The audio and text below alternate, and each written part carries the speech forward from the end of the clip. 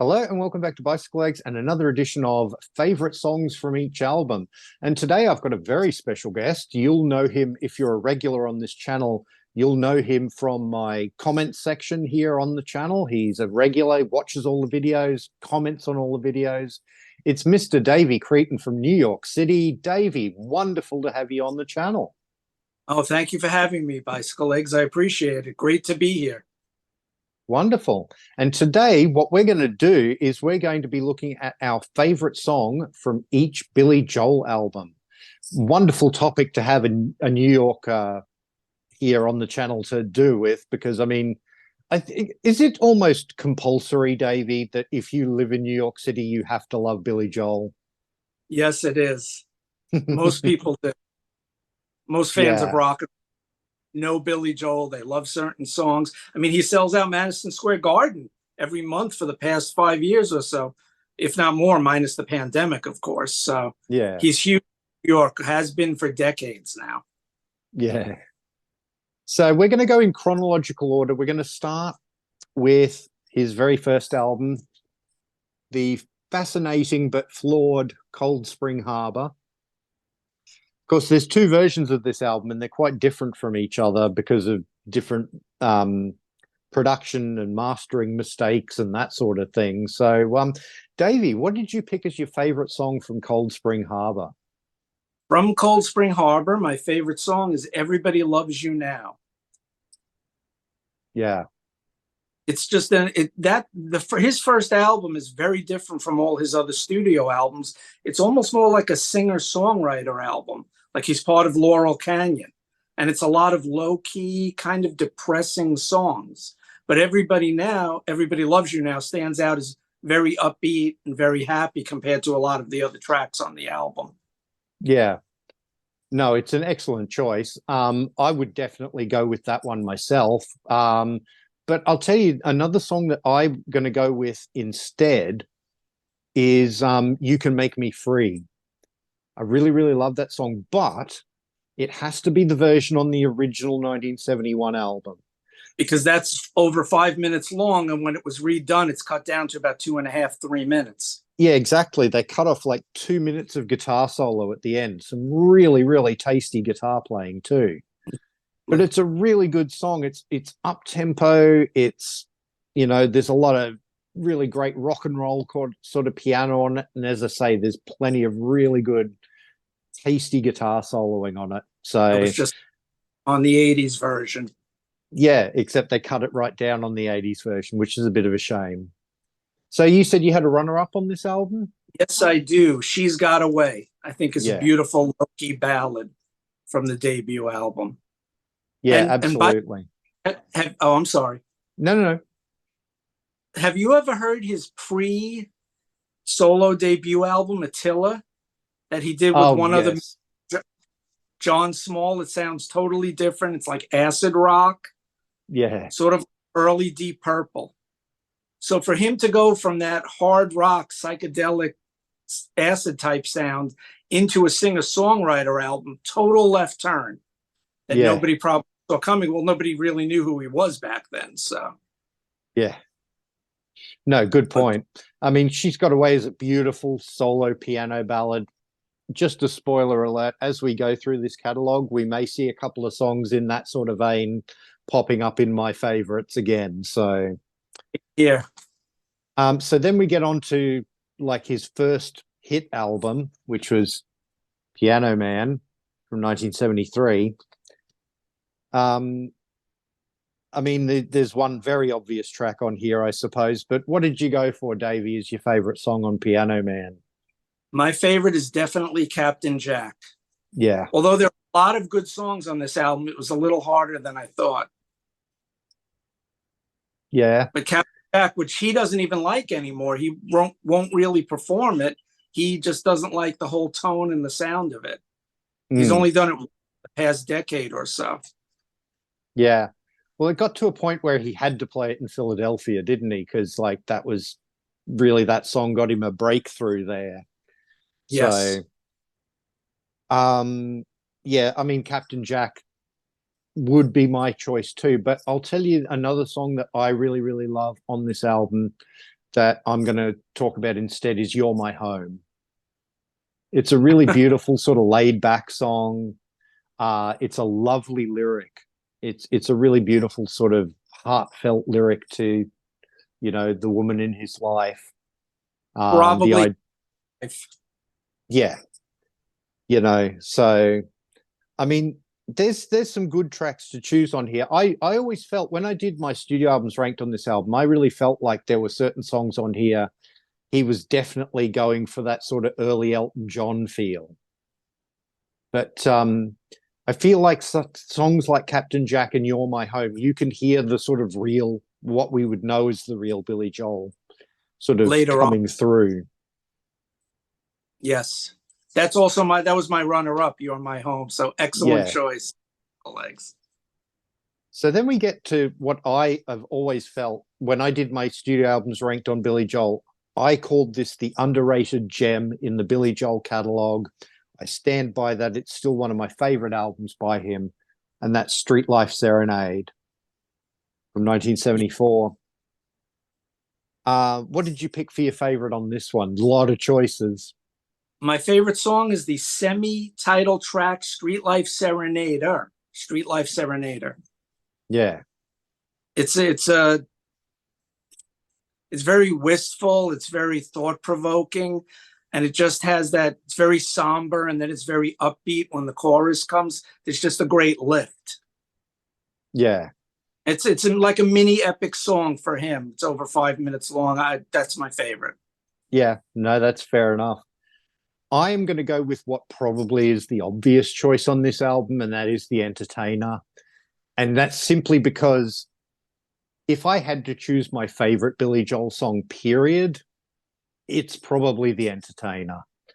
I love the song. It's a great song musically. It's up tempo. It's got these great little synthesizer solo-y bits in it. Precisely.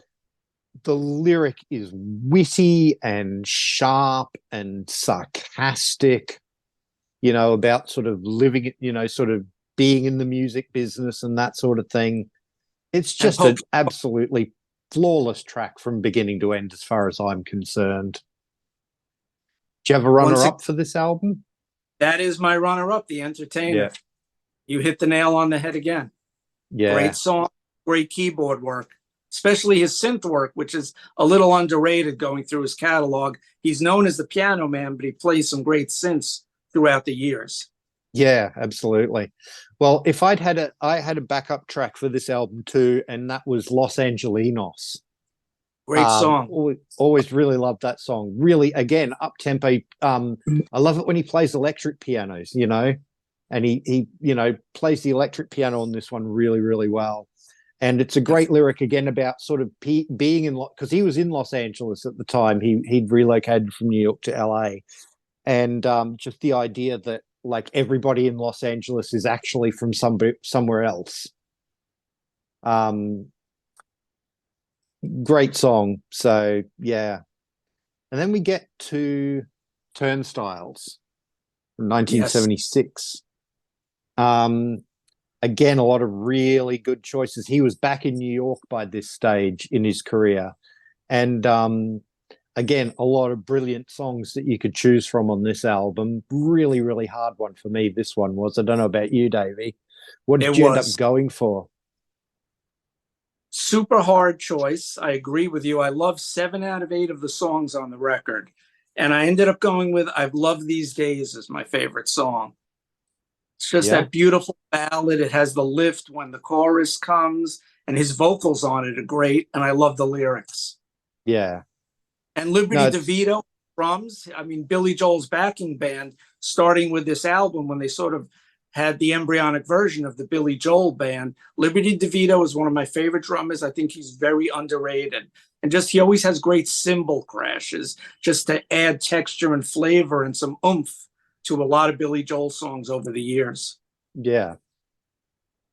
No, fair enough. I mean, again, as you said, there's so many good choices on this album.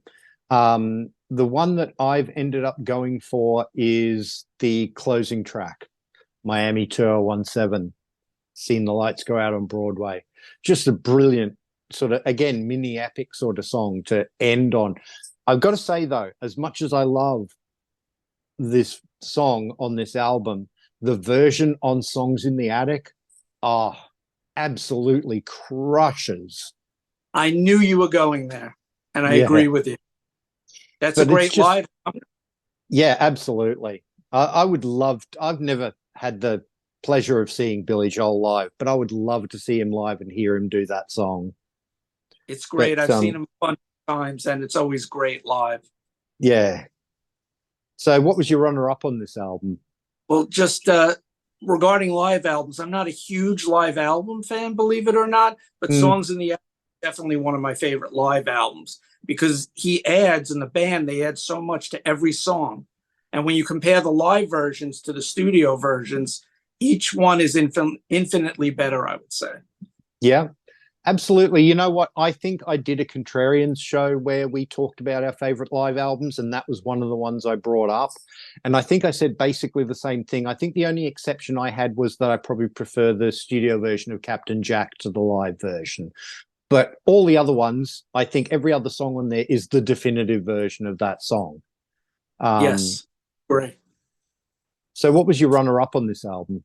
My runner-up is one of Billy Joel's two favorite songs that he himself wrote. Summer Highland Falls, I think, is a great ballad, more great lyrics. That's my runner-up. Yeah, no, it's a good choice. It's a real sort of dark horse. It's a real deep cut on this album, isn't it? It's not one that He gets has, played on the radio or that sort of thing. right, he has so many great deep cuts. Yeah. The other one that I wanted to give a quick shout out to was Prelude, Angry Young Man. Always loved that. But again, live versions of that song, though, like on the Russian live album, just absolutely kick ass. Just But watching him piano with the intro, the prelude yeah, intro. It's but great. again, it's a wonderful sort of sarcastic kind of lyric too, you know, that I think a lot of Like, people took to be actually how he felt about things. Whereas I think that the lyric is actually very sort of wry and sarcastic rather than actually meant to be taken straight. well, you could take a lot of his songs a few different ways. That's the genius of his lyrics, his songwriting. Yeah, absolutely. Then we get to my personal favorite Billy Joel album, and it's the obvious choice, I think, for a lot of people, but The Stranger, the album that made him an absolute superstar. You know, I think this has gone diamond or something like that, hasn't it? It's like It something had ridiculous. it sold 11 million copies, so it's 10 million plus. It's diamond plus. Yeah, just incredible. So again, how do you choose a song off this? I mean, we have, but there's so many to choose from. What did you end up going for?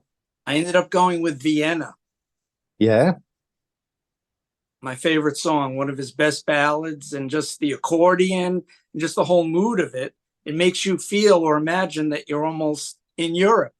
yeah, It just takes you away. yeah. No, it's a good choice. As I say, there really isn't a wrong answer on this album. I don't think any of these Right. songs you could choose, and I think it would be a valid choice. I've ended up going with Scenes from an Italian Restaurant. I talked about this a couple of weeks ago on my greatest hits show panel that I did. We picked our favorite greatest hits album, and my favorite greatest hits album is Billy Joel's Greatest Hits Volumes 1 and 2. I saw the Um, show. but you've got to have the CD version because it's got the extra songs on it, and one of them is Scenes from an Italian Restaurant. And I used to love listening to that song with my little sister, and that whole album. But I love the fact that it's about 7.5 minutes long. It reminds me of those sort of 3-part suites that Paul McCartney would do with Wings, things like Band on the Run or Uncle Albert, Admiral Halsey, where it had different sections, and I love that how it goes into the different sections, and I love the story that this song tells. It's really it's a great little story about sort of getting married too young and it not quite working out and that sort of thing. um Brilliant song. But yeah, So what did you end up picking? You had a runner-up for this album? Yes, I do. The title track, The Stranger, I think is a great rock song. I love the intro with the whistling and the outro with the whistling. Yeah. It's sort of also three parts, sort of like scenes from an Italian restaurant in a way. Yeah. And of course, you get a little reprise of that at the end of Everybody Has a Dream. So, Yes. And this but, was also, this was the first Billy Joel album I ever purchased in yeah. late 1977. The first rock album I bought by myself with my own money.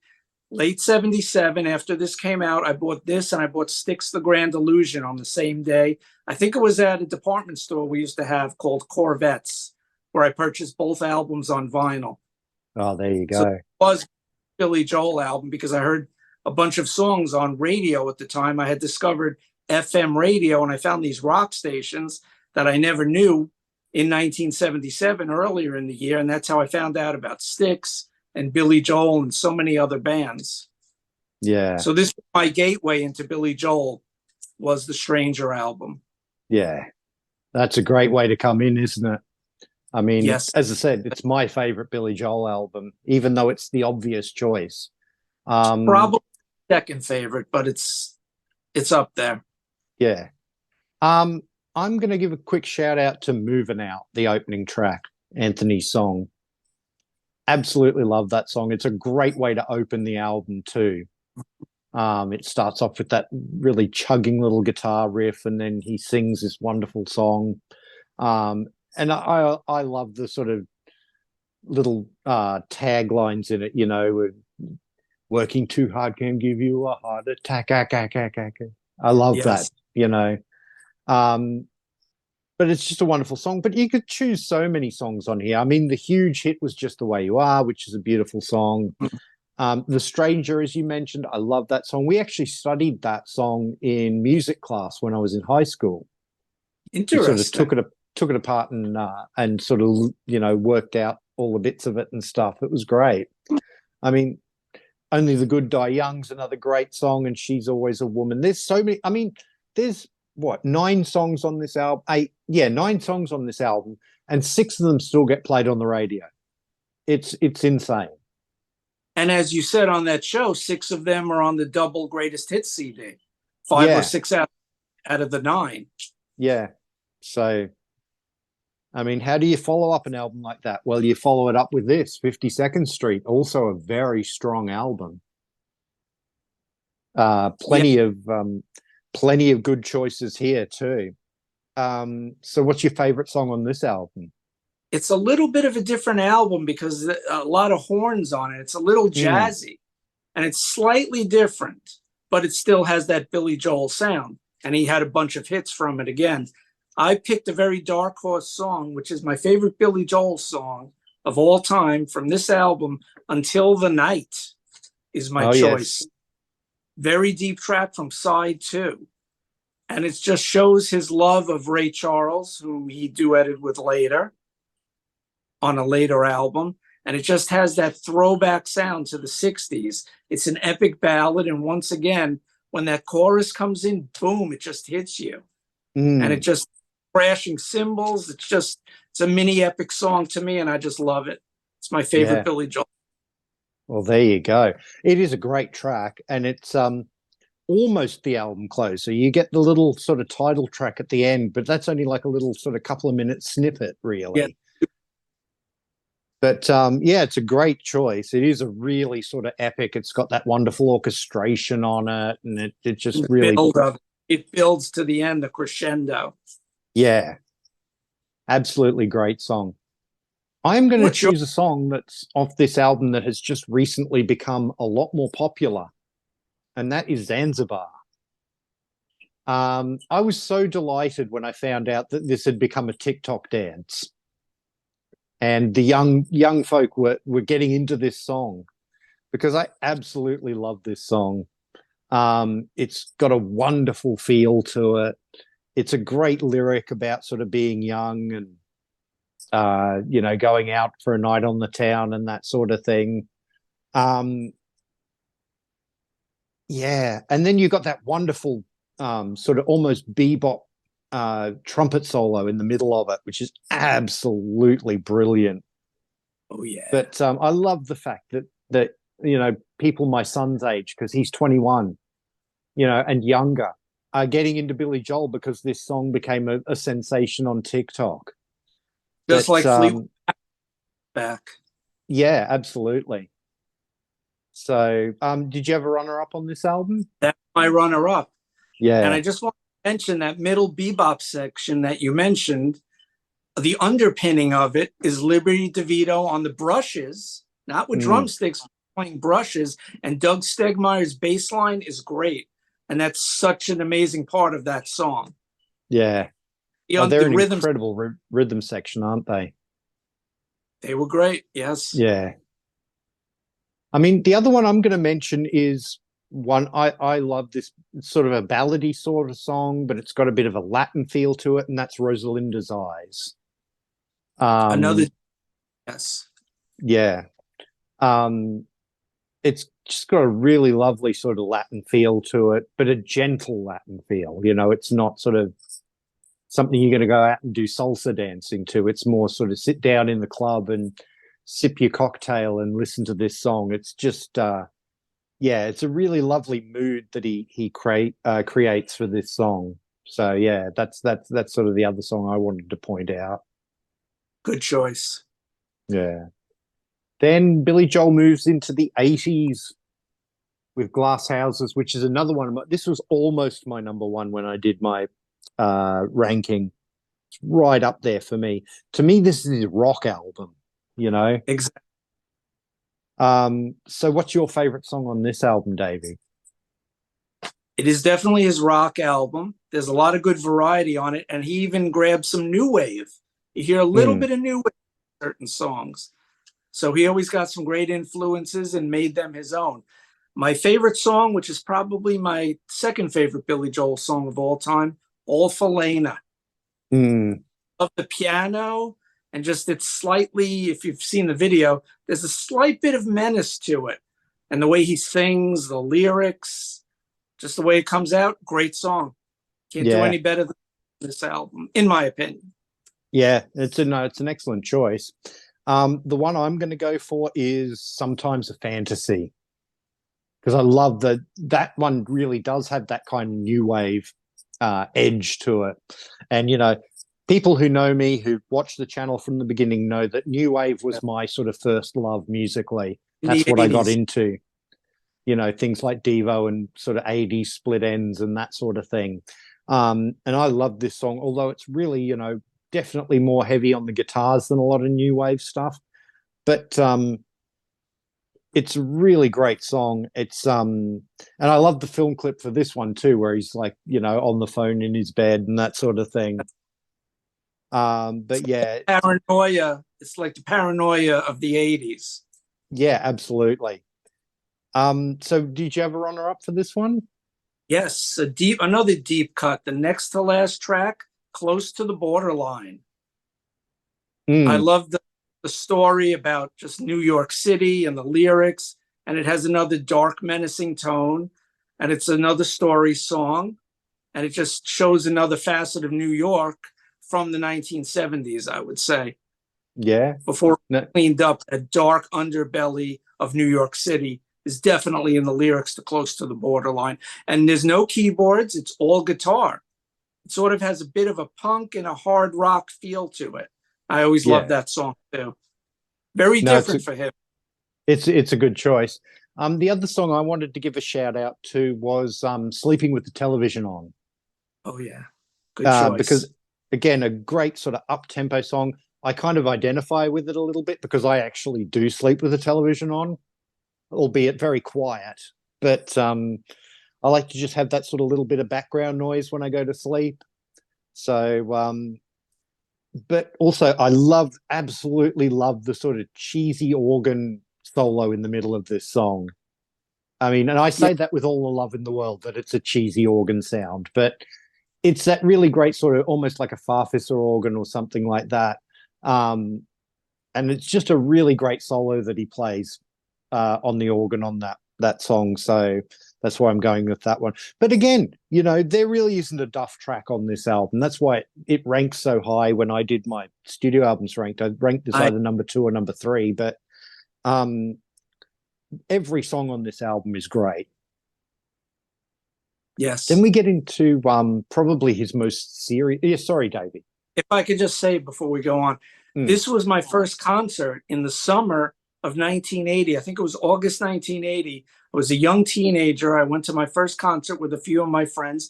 It was Billy Joel at Nassau Coliseum on Long Island, his home. And my friend's father drove us to the show, and my father was picking us up. So when the show ended, I said, okay, we got to go meet my father now. We have to meet my dad. And my friend said, but no one's leaving and they haven't turned on the lights. It's still dark. And then we were with a friend of mine. She was a little older than us, Laura. She was a year older than me. Funny, her name is Laura, speaking of what we're going to talk about in a second. And at any rate, she said, come on, we have to go. David's father is picking us up. So as we leave, the band comes back on and starts playing because we were all young teenagers. We didn't know what an encore was. So we missed the encore of that show, which was Scenes from an Italian Restaurant. I looked up the set list and I think a couple of other tracks. And we missed it because we didn't know what an encore was. We're young kids from the suburbs of New York. Yeah. I'm sorry. That's a great story. No, I love it. I absolutely love it. That's wonderful. And what a great first concert to go to. So yeah. So then we get on to probably his most serious and album, and that is The Nylon Curtain. I know this is his personal favorite as far as the sound of the album and also the quality of the songs. I think he said was the best he's ever done. Not quite up there for me, but there's so many great albums to choose from. It's still a really, really good album. And what did you end up going for as your favorite song on this album? This was hard too, just like the previous album, Glass Houses. But I had to go with Goodnight Saigon, which is amazing to see if you see when people see him live. It's one of the highlights of the set, Goodnight Saigon. It's just epic, another mini epic. Almost has touches of Frog and just its scope and the epicness of the song. And it's just such hard-hitting lyrics. And it's a very deep song. And it just resonates with people. Yeah. Oh, it's a brilliant choice. I mean, it is a wonderful storytelling in this song. And, you know, told from the soldier's point of view too. You know, it's not about the politics of it. You know, I always loved the line where he says, you know, and who is wrong and who is right, it doesn't matter in the thick of the fight. Because that was the soldier's point of view. You know, they weren't sort of deciding, you know, who was right or wrong in the Cold War and all that sort of thing. They were soldiers there with a job to do, and that's the way they looked at it. It's a brilliant, brilliant choice for a song. Funny you mentioned your friend in that last story, because my favorite song on the album is Laura.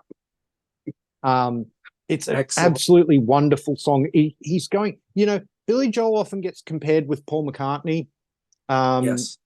But I feel like on this album, and particularly on this song, he's channeling his inner John Lennon. This wouldn't have sounded out of place on an early 70s John Lennon solo album, I don't think. Just a wonderful arrangement to this song, and the chord choices that he chooses are absolutely wonderful. They're not obvious chord progressions that he's using in this song, and I really, really love that about it. He ends up creating some great sort of harmonies and that sort of thing in the musicianship that goes with it. So yeah, that's my favorite song on the album. What was your runner-up?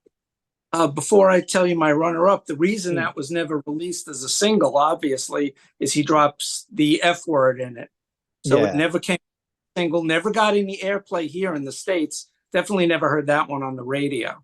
To follow up what you were saying about John Lennon, a lot of the songs, some of the songs on the beginning of side 2 of the album have that very rock and roll feel. Like A Room of Our Own, especially. Yeah. He's channeling John Lennon on that song. It has that upbeat rock feel, sort of. You could have thrown that on the rock and roll album or one of his earlier records, like you said. My runner-up, definitely Pressure. The video, the song, the lyrics, the keyboards, the synth work he does in that, super catchy. That's why it was a top 10 single here in the States. Yeah, yeah, no, that's a wonderful choice too. I'm going to give a shout out to Allentown, which was the other sort of big single off this album. I think the biggest. I love this song. I remember when this song came out and falling in love with it as soon as I heard it.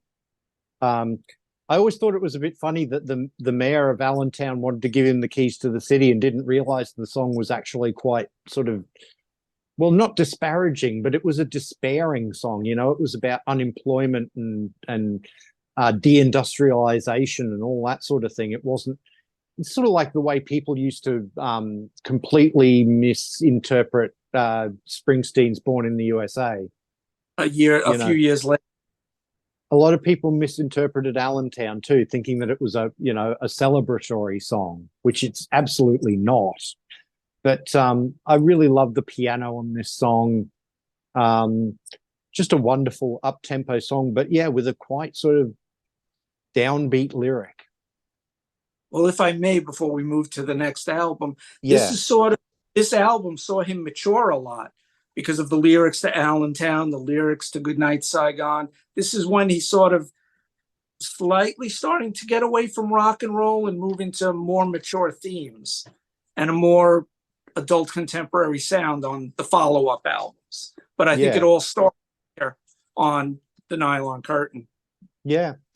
And the funny thing is, this one didn't sell quite as well as the previous two or three albums.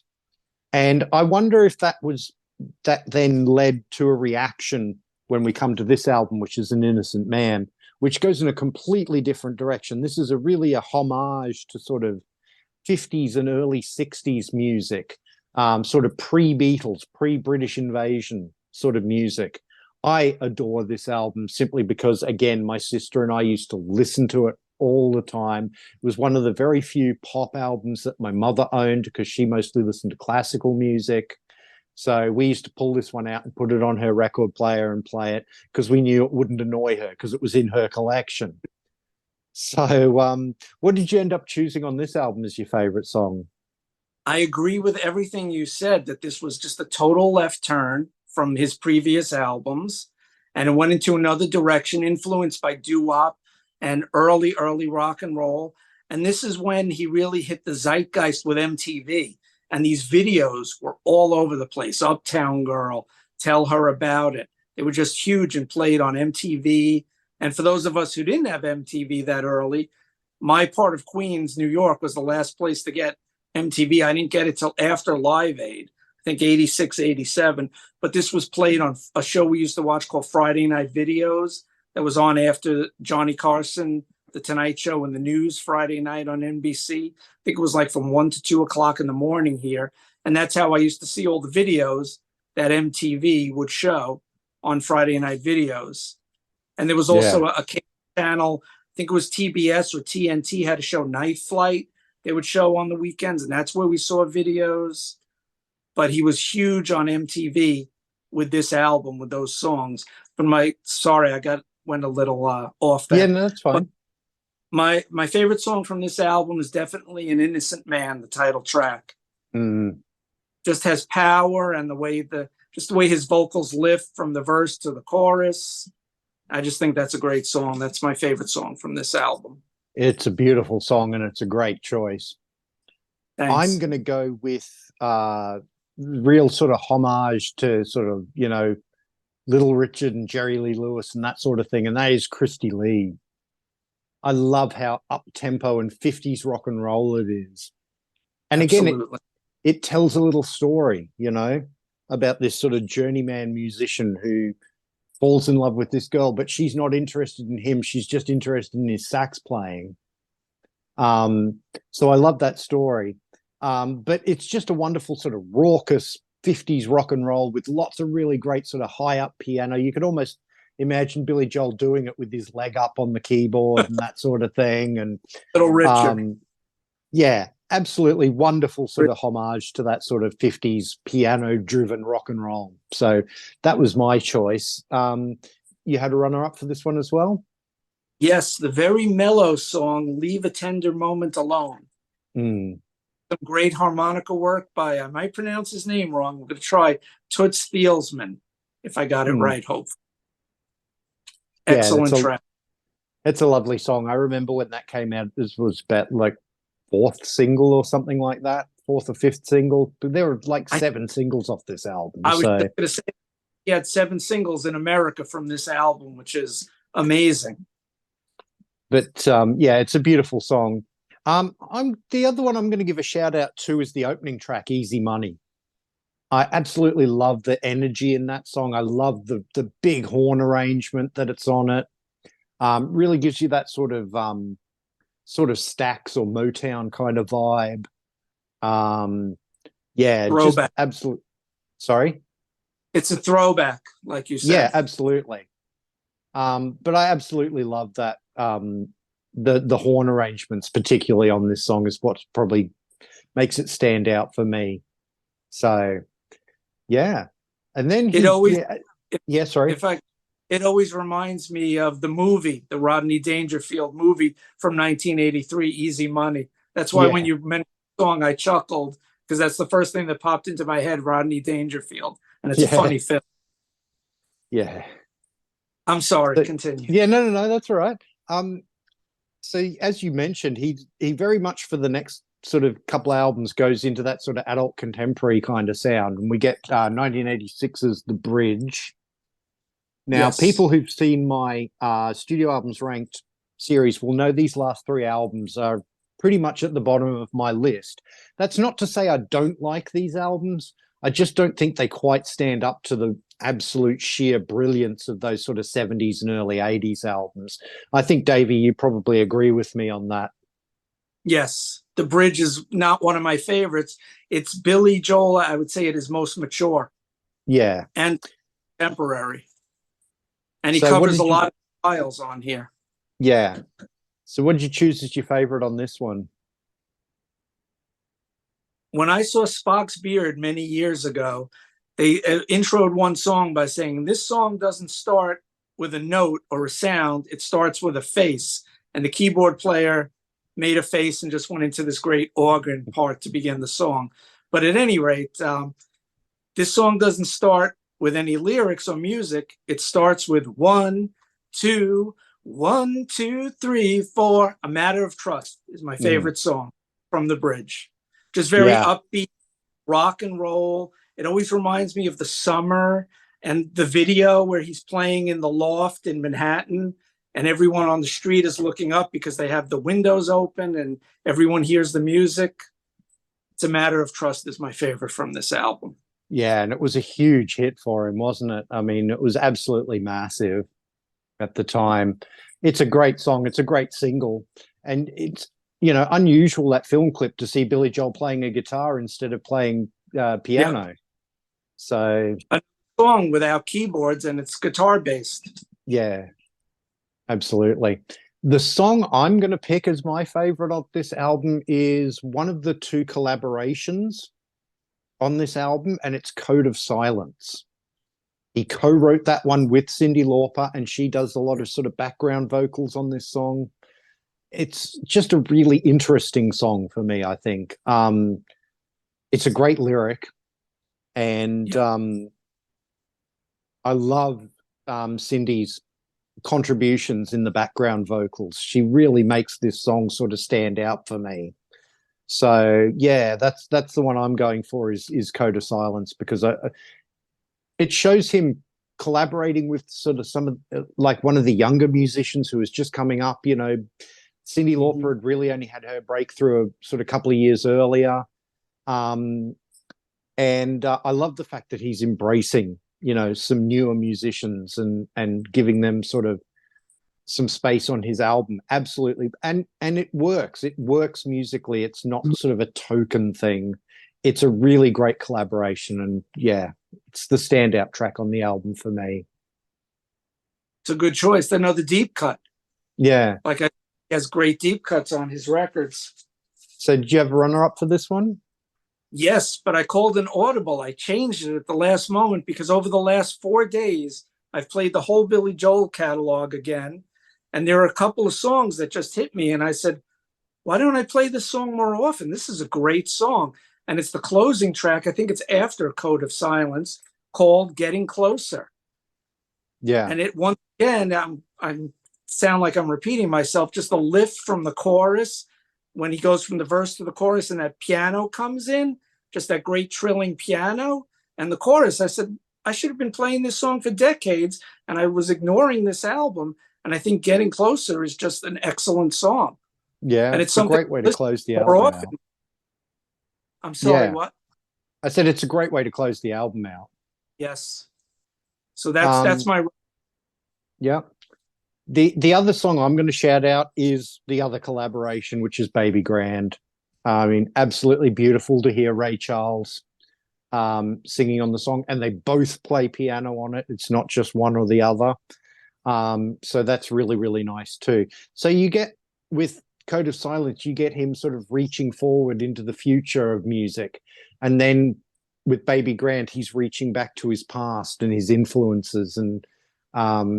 And Ray Charles would go on after this and do like a duets album, and would regain a lot of popularity that he'd lost in the 70s and 80s. And he would discover a new audience, at least in part because of this collaboration with Billy Joel. So I always thank Billy Joel for that he sort of reawakened the love of Ray Charles into the sort of the music populace in 1986. Yes, and this was before the biopic. Yeah. Many years. And I was working in record stores at the time, and we sold a lot of copies of those Ray Charles albums. I think it was Duets 1, and then there was a sequel, Duets 2. Yeah. Big Absolutely. sellers. Yeah. So then we get 1989 Stormfront. This obviously had one of his biggest hits of all time on it. Produced by Mick Jones from Foreigner, which is, you know, a really left field choice for Billy Joel to work with as a producer. What song did you go for on this one as your favorite? Always my favorite song. I think it was the second or third single, I Go to Extremes. Mm-hmm. Upbeat, happy, bouncy song with the great chorus, just super catchy. Yeah. No, it's a good choice. The funny thing is, mine's got the hype sticker on it. I don't know if you can see that there. Yes. And it doesn't mention I Go to Extremes at all. Like, it mentions That's Not Her Style, which as far as I know wasn't even a single, or if it was a much later single. Just a bit weird, that hype sticker. That I think maybe they thought it was going to be a single and then they changed their mind at the last minute or something like that. But most likely. Yeah, I mean, I Go to Extremes is a really good up-tempo song, and it's a great single. And the thing I love about it is it's one of the few songs on this album where you get to hear a lot of Billy Joel piano, which you don't on a lot of this album. So, no, good choice. The song I'm going to go for is a piano ballad. I was sort of alluding to this earlier when we were talking about Cold Spring Harbor.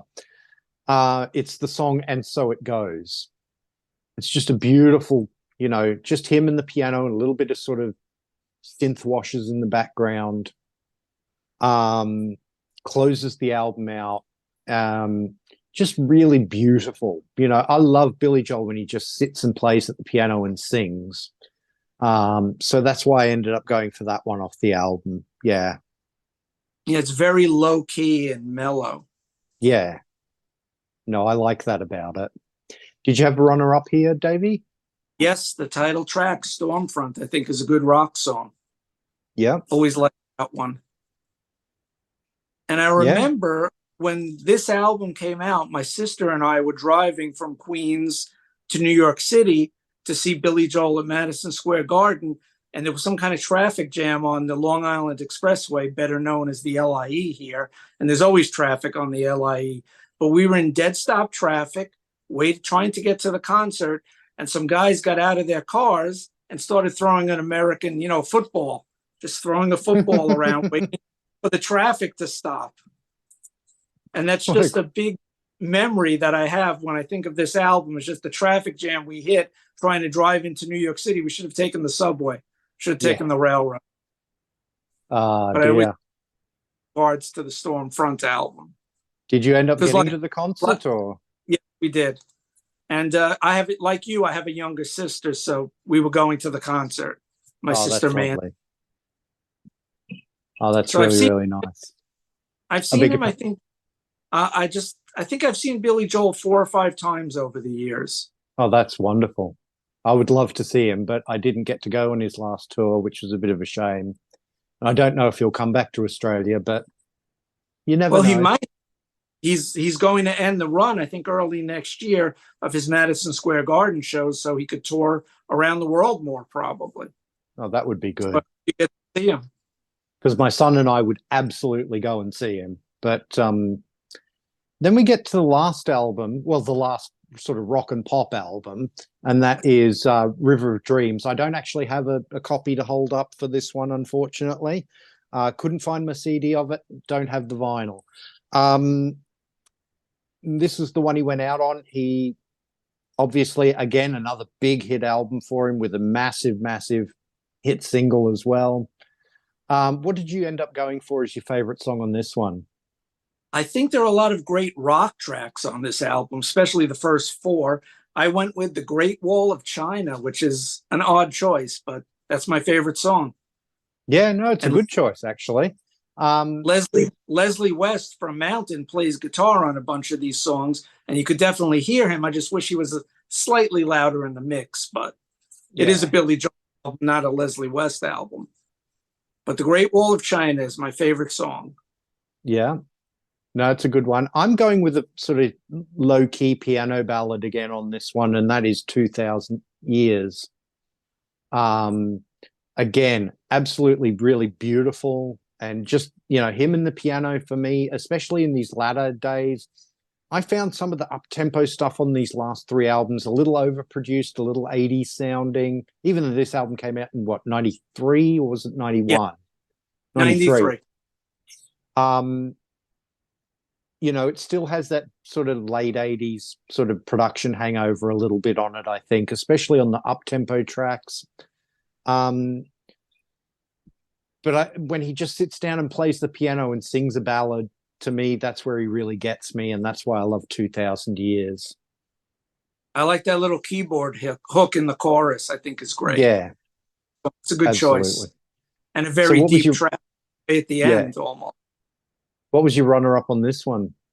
It's another one where after listening to the album again, I changed my choice for runner-up, and I had to go with Shades of Grey, which I think is a very good upbeat rock song with more great Leslie West guitar on it. Yeah, no, that's a good choice too. The other one I wanted to give a shout out to was another of the beautiful sort of ballads on this album, and a song that he wrote to his daughter, and that is Lullaby, Goodnight, My Angel. Just tugs at the heartstrings for me, that one, I think. I have memories of, putting my son to bed and reading him books and that sort of thing. And yeah, so a little bit of a sentimental choice there for me as my sort of runner-up. But yeah, it's a beautiful song. Well, as a father, I could see you choosing that song. It makes perfect sense. Yeah. Very logical. So there you have it, ladies and gentlemen. Those are our favorite Billy Joel songs from each album. Thank you, Davey, so much for doing this show with me. I really, really appreciate it. Can you please tell my viewers where they can find you out on the wonderful World Wide Web? Yes, definitely. And thank you for having me, Bicycle Legs. I appreciate it because I've been a Billy Joel's fan for over about 44, 45 years now. So one of my Yeah. favorites way back when. Great songwriter, great performer. I've been on Jack Toledano's channel, the great Jack Toledano, friends with Pete Pardo from Sea of Tranquility. Jack has a channel, All or Nada, according to Jack.